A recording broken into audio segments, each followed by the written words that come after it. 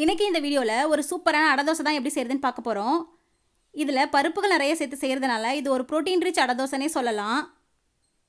அதுக்கு நான் இங்கே இந்த மாதிரி ஒரு கிளாஸ் எடுத்து வச்சுருக்கேன். நீங்கள் உங்கள் வீட்டில் அளவுக்காக ஏதாவது ஒரு கப் இல்லைனா கிளாஸ் எடுத்துக்கோங்க. அதில் எல்லா பொருளையும் நம்ம அளந்து சேர்த்துக்கலாம்.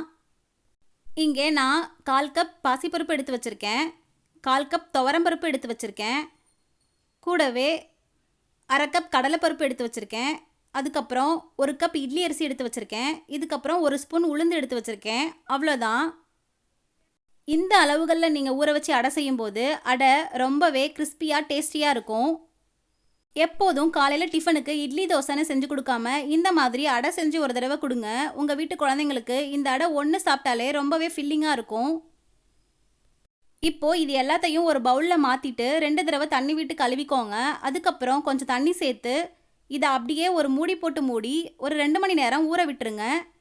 2 மணி நேரம் இது நல்லா ஊறி வரட்டும். அதுக்கப்புறம் ஒரு மிக்ஸி ஜாருக்கு இதை தண்ணியை வடிச்சிட்டு மாற்றிக்கலாம். இந்த மாதிரி மிக்ஸி ஜாருக்கு மாற்றினதுக்கப்புறமா இது கூட நம்ம சில பொருளை சேர்த்து அரைக்க போகிறோம். அது என்னென்னு பார்க்கலாம் வாங்க. அதுக்கு நான் இங்கே 7-8 பல்லு பூண்டு எடுத்து வச்சுருக்கேன், 5-6 சின்ன வெங்காயம் எடுத்து வச்சுருக்கேன், 1 டீஸ்பூன் சோம்பு, காரத்துக்கு ஏற்ற மாதிரி காஞ்ச மிளகாய் எடுத்து வச்சுருக்கேன். நீங்கள் உங்கள் காரத்துக்கு ஏற்ற மாதிரி காஞ்ச மிளகாய் சேர்த்துக்கோங்க. காஞ்ச மிளகாவை முழுசாக அப்படியே சேர்த்து அரைக்கும் போது மாவில் சரியாக அரைப்பட்டு வராது. அதனால் குட்டி குட்டியாக கிள்ளி சேர்த்துக்கோங்க. இந்த மாதிரி எல்லாத்தையும் மிக்ஸி ஜாரில் சேர்த்துட்டு இப்போ இதை நம்ம அரைச்சி எடுத்துகிட்டு வந்துக்கலாம். இதை கொஞ்சம் கொரகொரப்பாக தான் அரைச்சி எடுத்துகிட்டு வந்துக்கணும். அப்போ தான் நம்மளோட அடை டேஸ்டியாக இருக்கும்.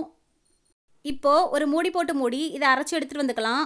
இந்த மாதிரி அரைச்சி எடுத்துகிட்டு வந்ததுக்கப்புறம் இதை வேறு ஒரு பவுலுக்கு மாற்றிடுங்க. மாற்றிட்டு இந்த மாவுக்கு ஒரு தாளிப்பு கொடுக்க போகிறோம். அதுக்கு முன்னாடி இந்த மாவுக்கு தேவையான உப்பு சேர்த்துக்கோங்க. இப்போது ஸ்டவ் ஆன் பண்ணி ஒரு கடாய் வச்சுக்கோங்க. இந்த கடாய் சூடானதும் இதில் 2 டேபிள் ஸ்பூன் ஆயில் சேர்த்துக்கோங்க. இந்த ஆயில் சூடாகட்டும்.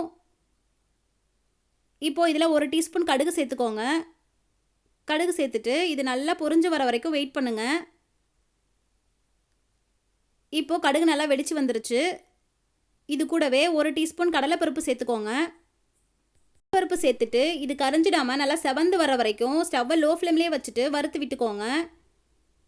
இந்த மாதிரி நல்லா வறுத்து விட்டதுக்கப்புறம் இதில் ஒரு 10-15 சின்ன வெங்காயத்தை பொடியாக கட் பண்ணி சேர்த்துக்கோங்க. கூடவே கொஞ்சம் கருவேப்பிலை சேர்த்துக்கோங்க. சின்ன வெங்காயம் சேர்த்து செய்யும்போது அடை ரொம்பவே டேஸ்டியாக இருக்கும். உங்ககிட்ட சின்ன வெங்காயம் இல்லைனா நீங்கள் பெரிய வெங்காயம் கூட சேர்த்து செய்யலாம். இப்போ இது நல்லா வதக்க வேண்டிய அவசியம் இல்லை, ஓரளவு வதங்கி வந்தால் போதும். இப்போது இந்த மாதிரி நல்லா வதங்கி வந்ததுக்கப்புறம் ஸ்டவ் ஆஃப் பண்ணிவிடுங்க. ஸ்டவ் ஆஃப் பண்ணிவிட்டு இதை கொஞ்சம் நேரம் அப்படியே ஆற விட்டுருங்க. இது நல்லா ஆறி வரட்டும். இப்போது இந்த மாதிரி நல்லா ஆறின பிறகு இதை நம்ம அரைச்சி வச்ச மாவில் எடுத்து சேர்த்துக்கலாம். இப்போது இந்த மாதிரி சேர்த்ததுக்கப்புறம் நான் இதில் கொஞ்சம் முருங்கைக்கீரை சேர்த்துக்க போகிறேன். உங்கள்கிட்ட முருங்கைக்கீரை இல்லைன்னா நீங்கள் இதில் கேரட் கொஞ்சம் துருவி சேர்த்துக்கலாம். இல்லை எதுவுமே சேர்க்காமல் நீங்கள் ப்ளைனாக கூட அடை தோசை ஊற்றி எடுத்துக்கலாம். அது உங்கள் விருப்பம். இப்போது இந்த முருங்கைக்கீரையை இந்த மாவில் சேர்த்துக்க போகிறேன். சேர்த்துட்டு இதை மிக்ஸ் பண்ணுறதுக்கு தனியாக தண்ணி எதுவும் சேர்க்க தேவையில்லை. நம்ம பருப்பு ஊற வச்ச தண்ணியையே சேர்த்து மிக்ஸ் பண்ணிக்கலாம். இது மாதிரி மிக்ஸ் பண்ணி ஒரு ஓரமாக வச்சுக்கோங்க. இப்போது ஸ்டவ் ஆன் பண்ணி ஒரு தோசைக்கல்லை வச்சுக்கோங்க. இந்த கல் நல்லா சூடானதுக்கப்புறம் இதில் நம்ம அடமாவை எடுத்து ஊற்றிக்கலாம். இது தோசை மாதிரி ரொம்ப மெலிசாவும் இல்லாமல் ஊத்தாப்பம் மாதிரி ரொம்ப திக்காகவும் இல்லாமல் மீடியமாக ஊற்றிக்கோங்க. அப்போ தான் அடை தோசை சாப்பிட நல்லாயிருக்கும். இந்த மாதிரி ஊற்றினதுக்கப்புறமா இதுக்கு மேலே கொஞ்சம் எண்ணெய் சேர்த்துக்கோங்க. உங்களுக்கு வேணும்னா நீங்கள் கீ இல்லைனா பட்டர் கூட சேர்த்துக்கலாம். இப்போ ஒரு பக்கம் நல்லா வெந்துருச்சு. இதை திருப்பி போட்டுக்கலாம். இந்த மாதிரி திருப்பி போட்டதுக்கப்புறமா ஸ்டவ்வை லோ ஃப்ளேம்லேயே வச்சு இதை 2-3 தடவை திருப்பி போட்டு வேக விட்டு எடுத்துக்கோங்க. அப்போதான் அடை ரொம்பவே கிறிஸ்பியாக சாப்பிடும்போது மொறுமொறுன்னு டேஸ்டியாக இருக்கும். இதை நீங்கள் கண்டிப்பாக உங்கள் வீட்டில் ட்ரை பண்ணி பார்த்துட்டு எப்படி இருந்ததுன்னு கமெண்ட்டில் சொல்லுங்கள். ஒரு தடவை உங்கள் வீட்டு குழந்தைங்களுக்கு இந்த மாதிரி செஞ்சு கொடுங்க. அவங்க ரொம்பவே விரும்பி சாப்பிடுவாங்க. அதுக்கப்புறம் நீங்களே அடிக்கடி செய்ய ஆரம்பிச்சிருவீங்க. பாருங்கள், நம்மளோட அடை பார்க்கவே எவ்வளோ மொறுமொறுன்னு சூப்பராக இருக்குன்னு. இப்போது இதை ஒரு பிளேட்டுக்கு மாற்றி வச்சிடலாம்.